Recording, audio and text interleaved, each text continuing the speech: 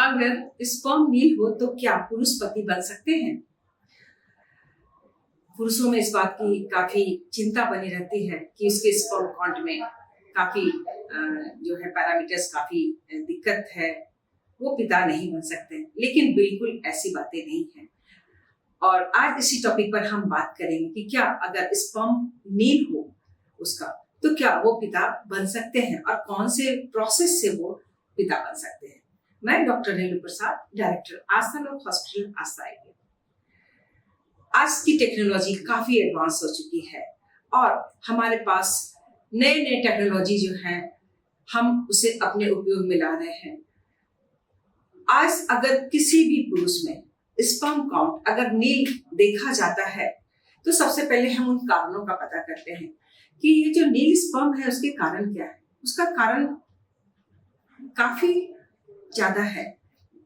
सबसे पहले तो हम देखें कि जो कारण है वो ट्रीटेबल है कि नहीं। स्पर्मेटोजेनेसिस की प्रोसेस है वो इंटरफेयर है, या तो फिर उसका इजैकुलेटरी फंक्शन में प्रॉब्लम है, या लोकल जो है वो टेस्टिकुलर एरिया में कुछ इन्फेक्शन है। पहले तो हम कारण को ट्रीट करते हैं। जो भी कारण है उसको हम मेडिकली और सर्जिकली ट्रीट करते हैं। लेकिन उसके बावजूद भी कभी कभी ऐसा देखा जाता है कि स्पर्म काउंट बिल्कुल ही नील है।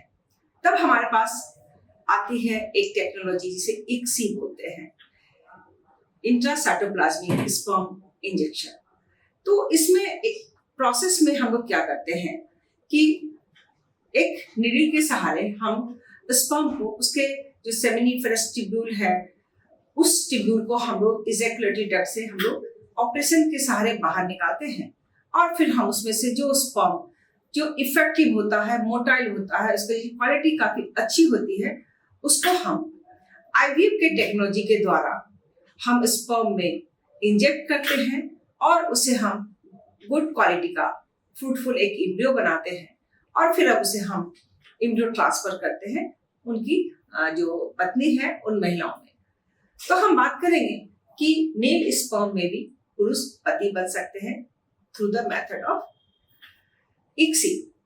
अब हम बात करेंगे कि जो लोग अगर IVF के इतने खर्च नहीं उठा सकते हैं, क्योंकि IVF निश्चित रूप से खर्चीला प्रोसेस है, तो जब हम ये पता करते हैं कि जो फीमेल पार्टनर है वो बिल्कुल ही परफेक्ट है, उसका ओव्यूलेशन काफी बढ़िया है, उसका ट्यूब पेटेंट है और साथ ही साथ यूट्रस बिल्कुल ही नॉर्मल है, और वैसे कंडीशन में अगर पति के स्पर्म में कोई त्रुटि पाई जाती है तो अकॉर्डिंगली पहले हम ट्रीट करते हैं।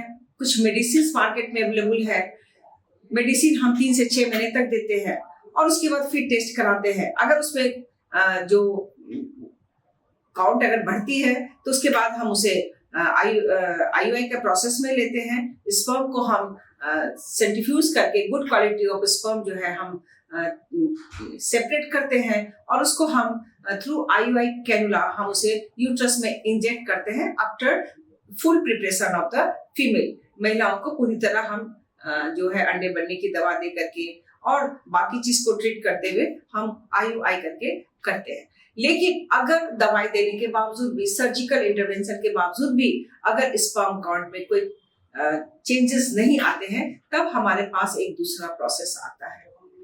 जब सारी प्रक्रियाएं फेल हो जाती है तब हम डोनर स्पर्म का सिलेक्शन करते हैं। हम काउंसिल करते हैं कि अब आपके पास बस एक ऑप्शन बच जाता है पिता बनने के लिए कि स्पर्म को डोनर से जो है हम लोग ले और उसके इंसेमिनेट करें, ताकि सोशली हम एक जो पिता है वो हम सोसाइटी में अपने आप को उस रूप में प्रेजेंट कर सके। और ये सेक्रेसी रहती है IVF सेंटर्स की, और इस प्रोसेस से हम उसे एक पिता बनने का जो सुख है वो हम दे पाते हैं। धन्यवाद।